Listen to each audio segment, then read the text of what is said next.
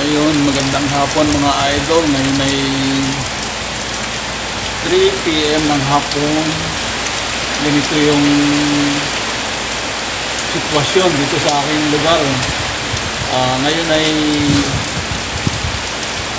ayon sa Pag-asa mga idol, kami dito ay under ng signal number 3. So ito, ulan-ulan lang naman. Mabuti naman at ulan-ulan lang, hindi masyadong delikado sa aming buhay o sa ibang mga taga rito yung mga idol. So yun, bago tayo magsimula, huwag niyo kalimutang mag-like, subscribe sa ating channel sa Kuya Itoy Vlog.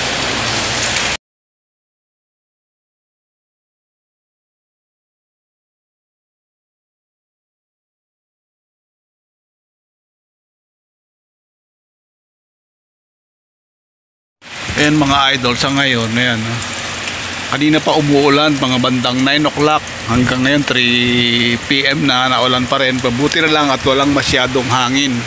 Ayan, may hangin siya pero hindi siya ganon kalakas. Ayan, ayan, ayan, lumalakas na yung hangin. Sabi kasi ang daan pa ng bagyo ay gabi pa, so ayan, medyo may ilang oras pa yung hinihintay ng lahat ng mga taga Laguna. Ayan, ayan, lakas ng hangin. Ayan, ito na yata nakisimula na. Ayan, yung mga puno ang lalakas na ng galaw. Yung mga puno doon sa taas, siguro yung mga puno na yun, mga 10th floor na building bago mapuntahan na yun, napakataas. Ayan. Dito kami sa baba. Ayan, ayan, masyadong mahangin na. Sana wag mag brown out kasi dito sa lugar ko madilim, konti lang ang bahay dito. Yan,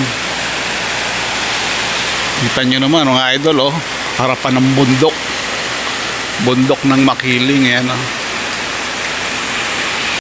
so yan, dahil nabagyo mga idol, syempre ang maganda tayo ay magkape ng mainit na kape para mawala yung lamig. Mag-ginaw kasi dito. Ayan, habang nakikiramdam sa bagyo, siyempre naiayos ko naman lahat yung mga dapat ayusin para hindi tayo masyadong maepektuhan ng bagyo. Tsaka medyo matibay naman itong aking tinitirahan na bahay, kaya hindi masyadong delikado. Tsaka malayo sa ilog, bundok. Ang kinatakutan lang namin dito ay landslide, yun lang. Pero hindi naman siya masyadong mataas yung lupa rito. Saka malayo naman kami sa bundok, hindi naman masyadong tabi. Kung mag-landslide man hindi naman mahagip. Ayun mga idol, bisitahin ko na rin yung aking alagang mga manok, baka kung ano nangyari.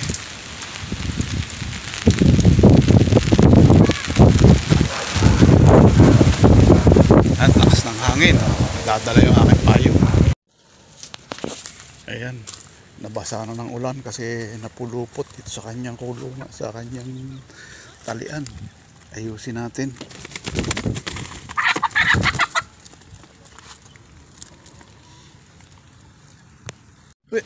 Ayan, naayos ko na. Mahaba na yung tali niya. Ayan ang kanyang silungan pag naulan. Yung isa kayo, natuka na rin. Ito naman yung isa. Sibulik.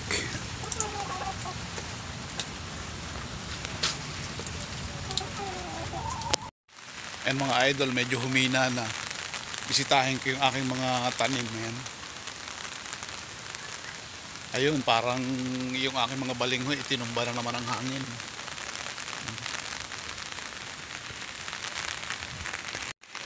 Ayun nga, tinumba ng hangin ang aking mga, medyo may hangin pa rin,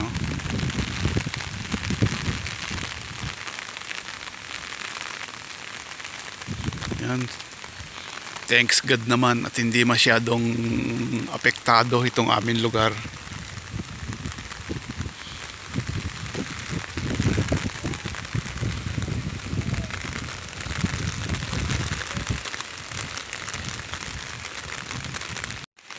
Ayun nga, oh, tinumba ng hangin. Ay, mga, medyo may hangin pa rin, oh.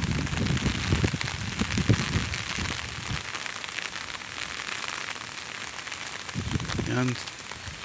Thanks God naman at hindi masyadong apektado itong aming lugar.